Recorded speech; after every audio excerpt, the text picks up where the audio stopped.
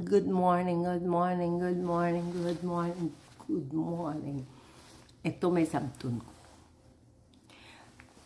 May nagpamangkot. Di ba may balay si Anson sa apilit? Buti nga nun wala kagalantaw sang akon nga YouTube channel. Wala kaga monitor. Maging marites ka, kailangan siguruhon mo updated ka. Kompleto in detail. Ang istorya na lang sa bilin house ang wala ko na imuan with you. Kumpletohon mo anay lantaw part 1, part 2, part 3. Videos ko sugod pag abot ko di sa US kung ano situation. May aragid ya matalom na makati ang dila. Okay naman ko siya. Di ba may balay si Anson? Oo naman, may balay. Ay property siya. Sobrang laki ng property niya, lupain niya, 2 acres. Doon sa Abilin. Sabi niya, tinga adira ka mo nagsaka sa balay sa ginablos mo. Amo lang ni mambal ko sa inyo. Ang bana ko, itsura niya lang, Pinoy. Kay pure Chinese. Born in Hawaii siya. Kanugit siya ya. Kay sa Hawaii siya na tao. Okay? Klaro? Pasok mo sa ulo mo. Kanugit siya ya. Ang itsura niya lang, hindi niyo ma-absorb nga kano siya. Pero tama na. Kaya doon nahikay kamuya sa itsura kay situation sa bana ko. Madako ang property sa balay duta ni Anson. Pero, kin-priority ang among sitwasyon nga senior na kami. Kag wala kami palibot nga pamilya dito. Ang 3 nga bata, wala sa tupadya. 4 hours drive. Siging 3 hours drive. So, nag-decide kami. Okay? Initani imuan ko video, separate. Pero kay hindi ka kaulat, kay wala ka man nga lantaw sa akong YouTube, diri ko sabton. Maghagay ka same person nga kapamangkot sa akon, kung nga diri kami nagdiretso. Kay 2 days after na mo nag-abot, naglakat kanday king pa Pilipinas. Ang ila balay wala tao. Kami anay ang tao. May ara kami ginatransaksyon nga apartment nga sakaan tani. Or pwede kami mag-hotel. Pero bilang isa ka iloy ang akon pagkabig kay ging bata ko.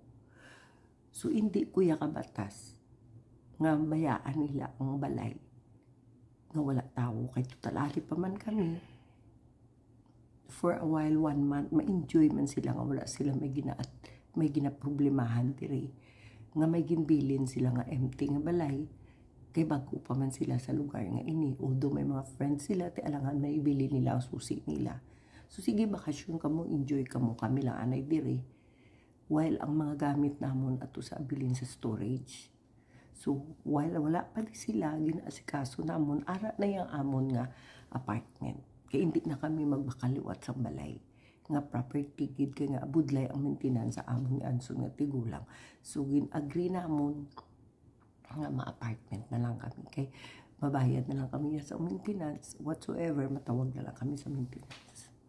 Lain ang buhay sa States, lain ang buhay sa US. Oo, may property siya. Gusto mo? Isa-isahon ko, may bangko pa siya. Nga kaya niya ako pakadoon diri. Hindi ka pakadto dali-dali. Kung gamay ang imo sweldo, gamay ang imo account. Amo nang inambal ko, Google ka mo. Kaya doon nahikay, gid ka mo yan sa bana ko. Gahipos na ko bala, gahipos lang ko. Pero ever since ikaw, guro ikaw ang, hindi ka gid ka intindi. Nga, ang lakas ng loob mag-PM sa akon. Nga, adira ka mo nagdiretso, di ba may balay si Anson? Parang nga pagkamarites ka. Pero wala ka kaintindi, nakakainsulto ka na. Pero pasalamat man ko sa ginahimo mo kay para ma-clear ko kag ma-explain ko ang tanan-tanan. Okay? Sige pamangkot pa kay sabtunta ka. Sabtunta ka sa mga ginapamangkot mo sa akon nga wala pulos. Tapos, panugid mo dito kay guro nakabati ka. Basik may nag-istorya sa imo nga wrong information. Mayo man na nga sa akon kagadiretso PM para ma-explain ko sa imo, okay? Salamat. More questions pa po. Kay sabton ko. Hindi kami diri maglumon, ang mga kanong hindi uso sa ila ang lumon. Ready na ang apartment namon. Makita mo may swimming pool. Pwede ka to ka-swimming. Charot. Pero tuod, may swimming pool lang amon. Apartment, okay? Jutay na lang ang mga inadlaw. Makita nyo na. I-plastar ko anay. Ang amon love nest sa banak. Kay kung alang-alang ang imo ba nga kano, hindi mo di mapakadto ang imo nga wife, ang family mo. Kung alang-alang ang imo income, kag proof of income, hindi ka ka-rent sa nga muna ang klase sa apartment. Isip-isip din pag may time. Huwag niyo naman pasubrahan. Huwag niyo naman i-underestimate ang asawa ko. Sobra naman ka mo. Hindi man kugupuhan siguro sa nakita niyo pare sa mga kanong nga iba. Pero alam niyo naman, hindi lahat ng pure Chinese American dito naghihirap. Sino yung mga nagbibigay sa inyo ng wrong information para lang itibong ang sarili nilang buhay dito? Paminsaro nyo, ang iba na nagmamayabang dito, acquired citizen lang yun. Si Anson, born here. Yun lang ang isipin nyo sana. Nakapagpatapos ng abogada, nakapagpatapos ng nurse, nakapagpatapos ng speech pathologist, nakapagpatayo ng bahay sa exclusive subdivision 2 acres. Yun lang, tama na yun. Di ako nagmamayabang. Pinipilit mo ako sasabihin ko ano meron ng asawa ko. Yung sa credit card niya, alam mo ba yun? Highest pointer si Anson.